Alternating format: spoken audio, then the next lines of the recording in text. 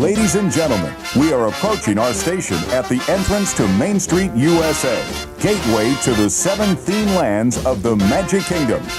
Please collect your belongings, watch your head and step, and take small children by the hand.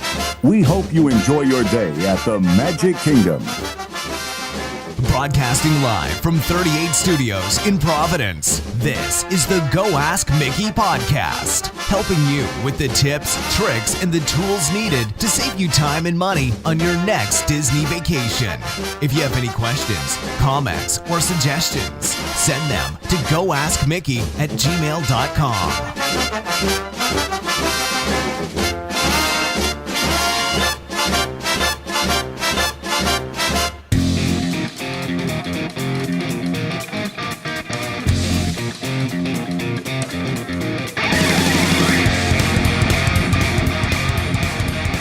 Hey, what's going on, everybody? My name is Jerry from GoAskMickey.com. Thank you all for downloading and tuning in and listening for this week's episode number 43 for the week of April 2nd, 2018. Lots of stuff happening this week. Hope everybody had a great Easter weekend. There's a lot of things that were going on this weekend. It started snowing today. April 2nd, it's snowing. We need spring. We need a change in the weather, please. We get like 2 days teased and then it snows. This is ridiculous. But I hope everybody had a great Easter Sunday.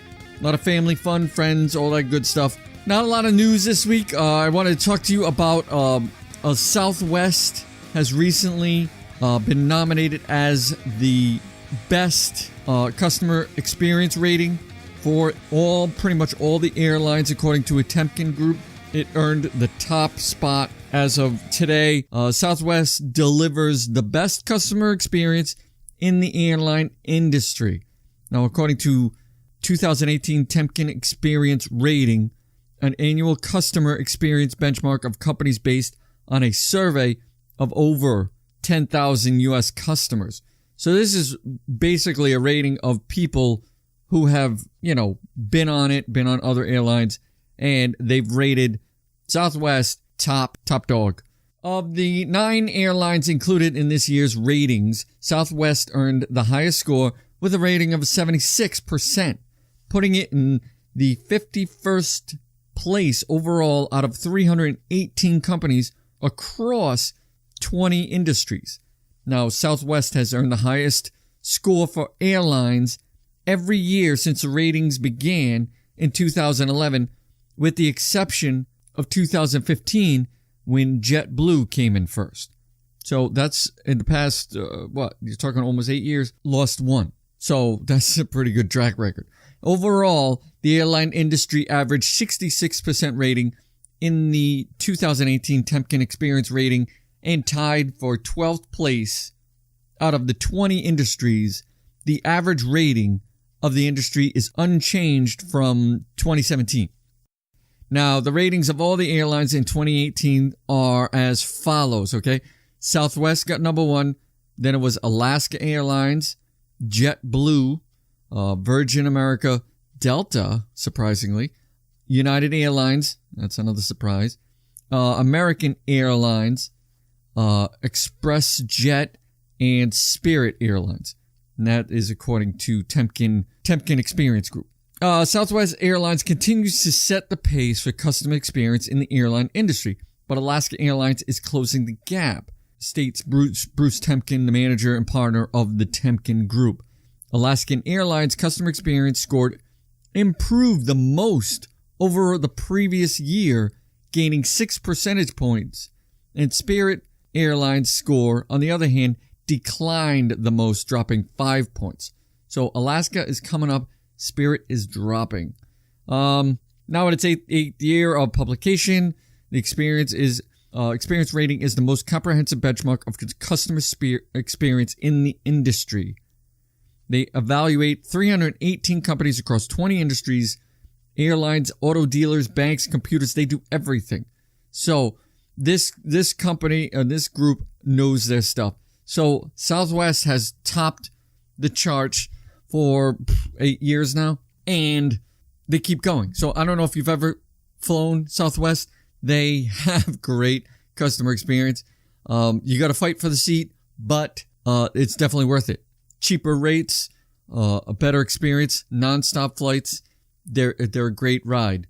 Alaska, I don't know much about them, but I'm sure they're if they're competing good with Southwest, then they got to be pretty good. So check those out. If you fly Southwest, you're all set. You're the number one dog. So enjoy that. Hey, remember, check us out on Facebook. Check us out on Twitter over at Go As Mickey Podcast, and give us a like and a follow over there. We keep those sites updated constantly, so check those out. All right, if you have any questions, comments, or suggestions of anything, send them on over to goaskmickey@gmail.com.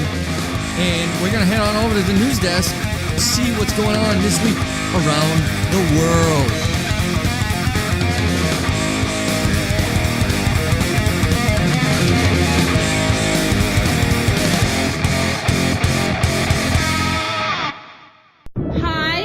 Dory. Hi, Dory. And well, I don't think I've ever eaten a fish.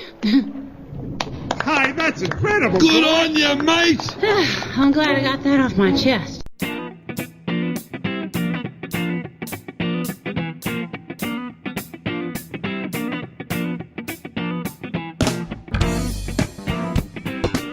All right, everybody, this is what's going on this week around the world. FastPass Plus is temporarily discontinued for Toy Story Mania beginning this week. Now, because of construction related to the opening of Toy Story Land, the Toy Story Midway Mania has limited capacity the past several weeks. And in an effort to deal with this limited capacity, FastPass reservations for this attraction will not be available from April 9th through May 7th, with the standby line being the only option for guests who want to experience this attraction during this period. So it sucks if you're going down there. I've been there. They take away that FastPass line, and that's a huge inconvenience for anybody who's headed to Hollywood Studios, because that is one of the biggest lines you're going to wait in at that park. Also in the news is a new exhibit is announced for the American Adventure. Through the biggest draw at the American Adventure Pavilion is, of course, the show that shares its name with the entire pavilion. This location is also home to the American Heritage Gallery, which offers a look at some often overlooked pieces of history. Now this summer, this gallery will be hosting a new exhibit titled Creating Tradition, Innovations and Changes in American Indian Art. This is a new exhibit and is being produced in cooperation with the Museum of Indian Artifacts and Cultures. This is in Santa Fe, New Mexico. And the Smithsonian's National Museum of the American Indian in Washington, D.C. Some of the featured artists with their works on display will be fashion designer Lauren Argonne, noted doll maker Glenda McKay, and Janita Growing Thunder from the Growing Thunder family of Montana. They will all be on display. They will be showing their art and all their creations, pretty much. Sounds like a cool thing. If you want to get out of the sun, cool off for a little bit, check out some stuff over at the American Adventure. I'm sure you will not be disappointed with that. Also this week, we have, this is huge, this is my type of thing, I've been waiting forever for this, is a new image from the Millennium Falcon ride released.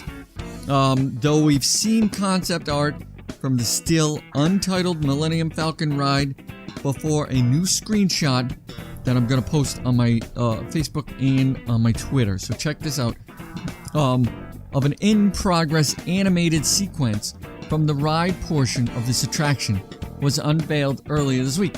And while it might not look that remarkable at first when you see it, some of the technology confirmed to be going into this attraction sounds kind of impressive. The technology partner NVIDIA published a blog post that displays some of the work that they and additional partner Epic Games, they're a big video game company, have been doing behind the scenes to develop the new technology that will drive this attraction, which includes state-of-the-art processors that will be able to synchronize 5 projectors at the same time for an ultra-high resolution effect that will fully immerse riders in the world of Star Wars Galaxy's Edge. Now, it's going to be like super realistic. I don't know if you've seen any of the video games that they put out. Some of these video games are so lifelike. And if you're going to step into that video game kind of with those images, that's going to be unbelievable. In addition, it was confirmed that the graphics in this attraction will be preserved by a modified Unreal Engine, which video game fans may recognize as the name behind blockbuster franchises like Gears of War, Kingdom Hearts, Soul Calibur, and Fortnite. My son plays Fortnite. It's really cool graphics. It's actually a really good game. Though it may seem strange to use a video game engine in a theme park attraction, the Unreal Engine has been modified in such a way that it can produce crystal clear images and should help bring the fantastic world of Star Wars to life in a realistic way for guests. Now, these video games are getting better and better as they come out. They're more realistic, and I think that it's going to be a great experience. I'm psyched to see what they're going to do with this, because this Millennium Falcon ride is going to be biggest ride they're going to have in the park ever. So I can't imagine the long waits they're going to have for this ride, because you're going to be able to pilot the Millennium Falcon, which is every adult kid has ever wanted to do. So this is going to be a huge ride, an attraction for Walt Disney World. So we're going to keep our eyes on this. Anything that comes out, I'll let you guys know. Okay, moving on.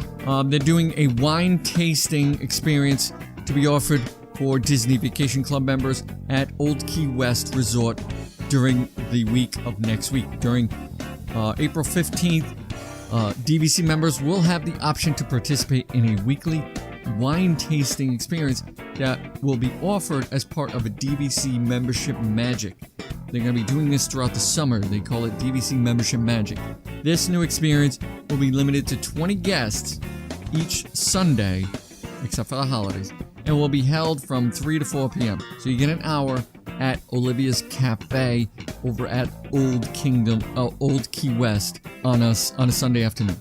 So during the event, guests will hear about the restaurant's namesake, which is Olivia Farnsworth, and enjoy a sampling of wines accompanied by bite-sized appetizers.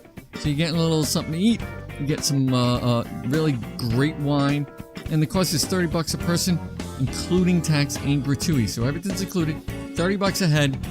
You get a bunch of people out there for a Sunday afternoon. Check it out. It might be worth it. Get a little buzz going before you hit the parks at night. Okay, moving on. We have Saturday night event that comes to Disney Springs Eatery. This looks really cool. Chef Art Smith's Homecoming, which is a great restaurant over at Disney Springs, is introducing a new weekly event called Saturday Night Shine. Now, every Saturday night beginning April 7th, so this weekend coming up, guests at this restaurant will be able to enjoy live music, special menu items, and specialty drinks from 10 until closing. It is unknown how long this limited time event will run, but we're guessing it will last through the spring at least, and hopefully during the summer if it proves to be popular for the spring. So these are little things that they're doing around Disney Springs. We talked about that last week. Little things that they're doing around the restaurant to up their game as far as a nighttime experience at Disney Springs. They want you to go there. They want you to spend the time there. And this is what they're trying to do to get you to come there. So this looks like a great deal. If you on a Saturday night, after the parks close, 10 o'clock, the parks close early sometimes, and you got nothing to do. Now you do. You can go to Art Smith's Homecoming, have some food, listen to some music, and enjoy Disney Springs. You can't go wrong there, right? All right, I think that is it for this week's news. We're going to come back, and we're going to talk about the top 7, that's all we could come up with, top 7 family-friendly restaurants at Walt Disney World. We're going to take a break, we're going to come back, and we're going to throw that at you in 2 minutes and 2 seconds. Don't go anywhere.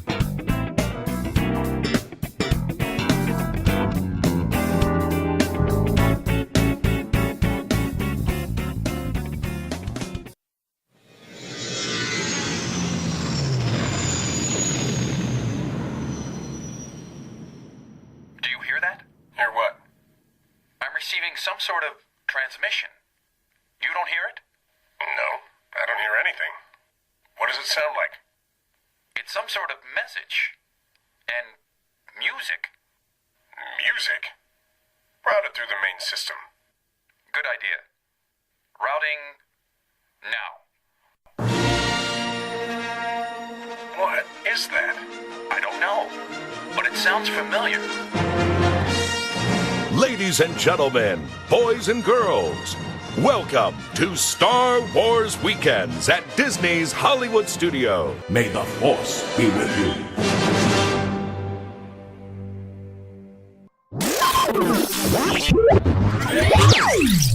You're listening to the Go Ask Mickey podcast. Oh my God!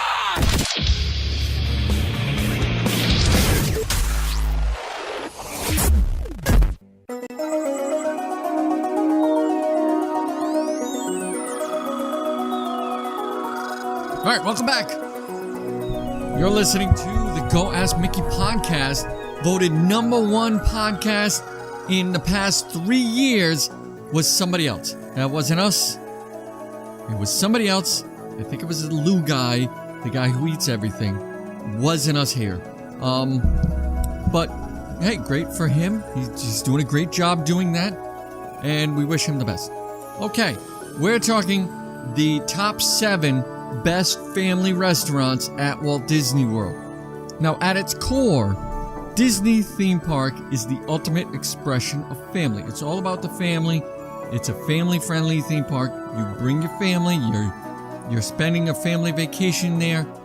The memories that you're going to make during a vacation can often outlast a lifetime. Now, parents treasure these memories, of their children's first dinner, first, restaurant meals or whatever, of visiting the happiest place for the first time. Now, families, one of the things that we learn to do from when we're young at home is to have meals together. A lot of people sit down, old school way, was to have meals and talk about the day, and that's what a lot of people did back in the day. Not so much now, but that's old school. Now, these meals have a subtle impact on our lives, and they're how we first learn to communicate in a social setting and around people and whatever. And Walt Disney World, several of the most intimate settings honor that tradition of family members breaking bread together. Now, here are a few choices that I've come up with for the best family restaurants at Walt Disney World. We wanted to do a top 10. We couldn't, so we weaseled it down to like 7. That's what we could come up with to make it family friendly. All right, we're gonna start. How do we want to start? We're gonna start with 7 first. Okay, we're gonna do number 7, and we'll work our way to number 1. All right, the 7th best family friendly restaurant at Walt Disney World is Chef Mickey's. Now, the reason why we put it last is because the food is not really good, but it's a great atmosphere. So you get not great food, but you get a good place to sit. Now, no matter how much your family likes to cook, you all eventually go out to a buffet at some point. There, everyone fills 3 plates with food and either pigs out enough to undo the belt or ends up with 7 plates of food left over. Now, each family has people who fall into both categories. You either eat too much or you take some home. Now, Chef Chef Mickey's takes that concept of family buffets and adds something spectacular into the mix. It introduces Mickey and Minnie Mouse plus Donald Duck and other Disney characters, and the cartoon animals that you loved as a child come over to the table and they entertain you. Now, in a way, it's like an old country buffet combining with Chuck E. Cheese, which is basically the ultimate family restaurant since it has something for children and adults alike. So you're getting both adult stuff and children's stuff, and you get to have a meal. So it's a great mix of both of those combined. That's number 7, Chef Mickey's. Now, number 6 is going to be Liberty Tree Tavern. This is one of my faves. Now, Disney, when we talk about family meals, the ones from the holidays often come into your mind the most. Now, everyone has a tradition for Thanksgiving and for Christmas, as well as Easter. We just had Easter. And a few foods that remind them of these meals, and the most of these menu items are available at Liberty Tree Tavern. They have the turkey dinners, they have the stuffing, they have the ham, the dressings, the big rolls, the corn, the mashed potatoes. I could mention I'm getting hungry just saying this stuff, but you get the point. Most of the foods that you associate with passing around the plates at a giant dinner table are on display here, and in a combination of American heritage, of the restaurant theming, it's a wonderful place to have your dinners. It's very rustic. It's a very homey, type of an atmosphere. Big, huge fireplaces, a lot of, hardwood floors, walls, everything. It's very nice to be in. Lots and lots and lots of food, and it's very family friendly. So that's number 6 on our list. What do we got? Number 5 is going to be Be Our Guest. Now, Be Our Guest is a very popular, one of the most popular restaurants on Disney property. They're so hard to get reservations for. Now, parents generally shy away from taking children to the nicest restaurants in town, at least until they're sure that the kids will be able to behave themselves, not scream, yell, throw food, whatever. And part of the maturing process, that kids eventually earn that trust to dine somewhere elegant, and they will sit and they will actually behave themselves. Now, eating at Be Our Guest is that sort of an experience. It's unquestionably one of the nicest and most upscale eateries at Walt Disney World, as well as one of the most popular. Like I said, it is definitely the hardest to get reservation-wise. The honor of eating here makes children feel as if they're not that far away from graduating to the grown-ups table. So it makes kids feel like, wow, I'm really kind of moving up to the adult part of a dinner, So it's a nice, graduation, and it's a great place to take the kids because there's so much to look at, so much to see, and it's very exciting to be in that place because not only you have great food, you have a great atmosphere. So it's good for kids to experience that, and as a family. Moving on, we got what are we on? 4. Number 4 is Art Smith's Homecoming. I love this place. This is a great restaurant. This is located at Disney Springs. Most of the restaurants here are merit selections for their themes and the ambience. And in this case, Art Smith's Homecoming is selected is 100% about the food. Now, Art Smith is a native Floridian who once worked at the Disney College program, and he went out and become a famous celebrity chef before returning to Disney Springs, and he opened up this restaurant. The foods that he proudly displays on his menu are locally sourced, and the small hometown that Smith has revitalized thanks to the help of Disney is Jasper, and that's where he bases a lot of his foods from, the small town of Jasper. The recipes here are elevated versions of foods you would expect to have at like a Cracker Barrel. Very homey, southern type foods. It's a great restaurant. If you've never been there, you definitely want to get over there. It's very family friendly. Bring the kids. sit down, you have a great meal, you can walk around Disney Springs after. That one is definitely a keeper on this list. That was number 4. Number 3... Number 3 is 50's Primetime Cafe. Now this one is a fun restaurant.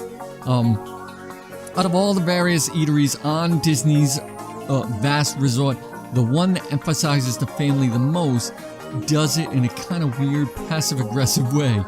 The 50's Primetime Cafe names entrees after family members, and it has cast members pretend like they're your judgmental and pushy relatives.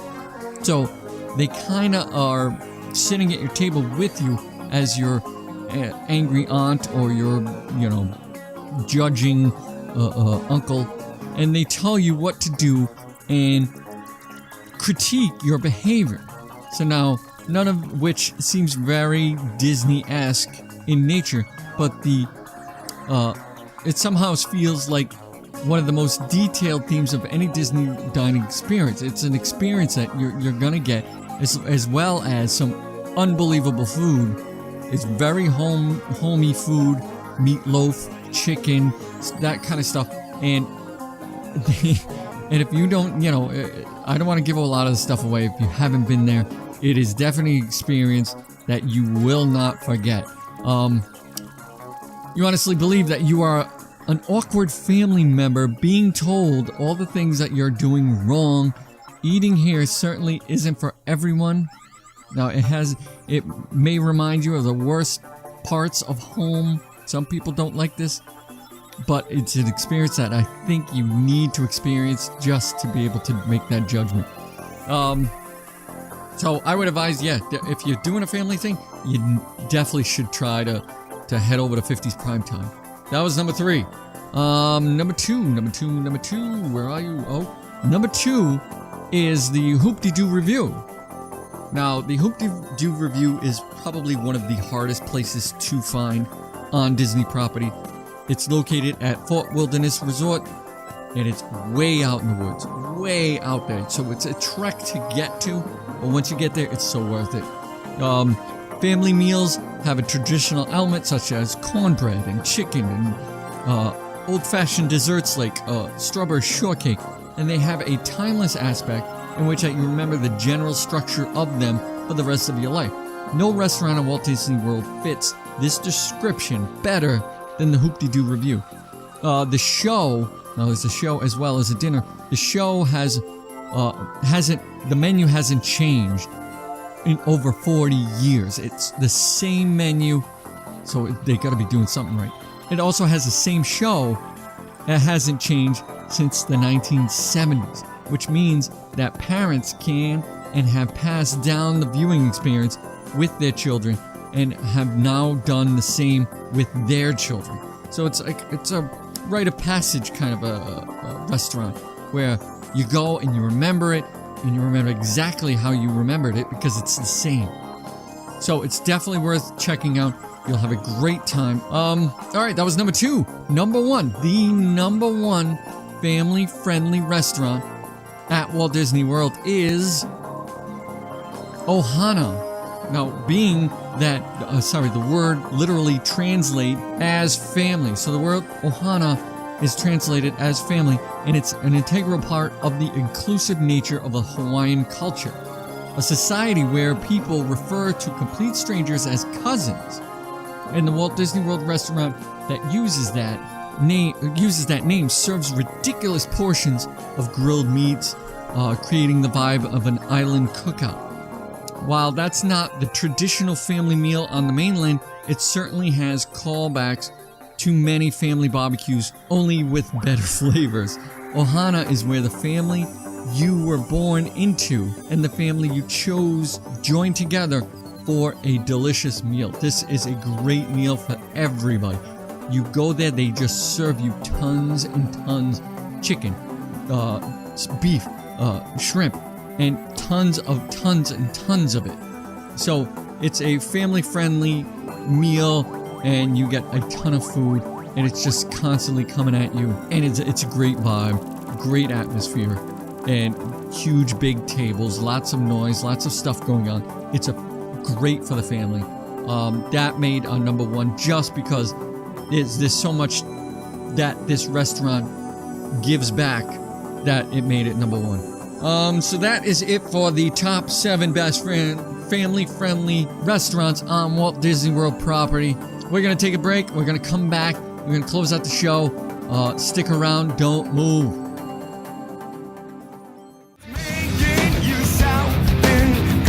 All right, everybody, that is it. Thank you for tuning in, listening, and being a part of the show. If you have any questions, comments, or suggestions, send them on over to goaskmickey@gmail.com. And if you could, don't forget to support the show with our new affiliate link over on our webpage at goaskmickey.com. Click on our affiliate link. Anytime you do any shopping, click through that link, and it will help support the show. And we appreciate that so much. We're going to get out of here. And until next time, Disney Nation, those are the words.